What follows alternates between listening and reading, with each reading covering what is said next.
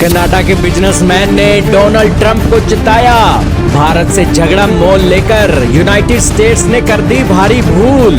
चीन का ऑप्शन भारत को बनाना था, लेकिन भारत से ही लड़ पड़े। जी हाँ दोस्तों, भारत से लड़ाई मोल लेकर अमेरिका ने बहुत बुरा किया। ना तो अमेरिका घर का रहेगा ना घाट का रहेगा, और अपने दुश्मन देश कहे जाने वाले चाइना से मात भी खाएगा, और भारत की जुत्तियां तो अलग उसे पड़ेंगी ही। दोस्तों, कनाडा के बिजनेसमैन आए हैं और उन्होंने बड़े एक ऑफिशियल स्टेटमेंट देते हुए कहा है कि भारत पर अमेरिका द्वारा लगाए गए 25% टैरिफ और रूसी तेल और हथियार खरीद को लेकर घोषित प्रतिबंधों पर डोनाल्ड ट्रंप गलत कर रहे हैं।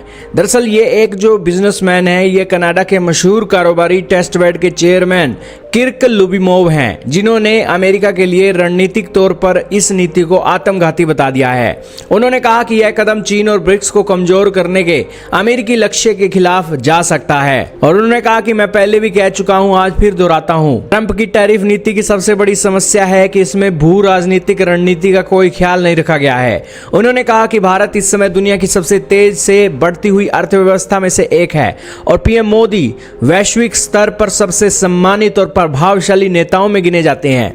उन्होंने तंज कसते हुए कहा कि अगर अमेरिका चीन के प्रभाव को वैश्विक आपूर्ति श्रृंखला में घटाना चाहता है तो भारत सबसे उपयुक्त विकल्प हो सकता है।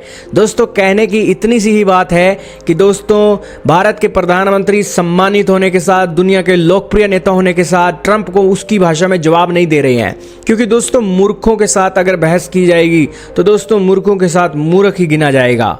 यही कारण है कि अमेरिका के साथ साथ वेस्टर्न कंट्रीज के जो बड़े बड़े बिजनेसमैन हैं, वो जो समझदार हैं, वो ट्रंप को एक मूर्ख बता रहे हैं। बिना कुछ सोचे समझे भारत को एक मरती हुई इकोनॉमी बोल देना, और भारत के लोकप्रिय नेता का सम्मान ना करना, चीन के खतरे को देखते हुए भारत के साथ दुश्मनी मोल लेकर आगे बढ़ना, और अपने महंगे हथियार बेचने के लिए रूस के हथियार को ना खरीदा जाए, इसको लेकर दबाव बनाना अमेरिका की फेल्ड नीति के अंदर आता है। तो यही कारण है कि दोस्तों अमेरिका डिप्लोमेसी भूल गया है और यहाँ पर डिक्टेटरशिप पर उतर आया है। आपका क्या मानना है, कमेंट में बताइएगा।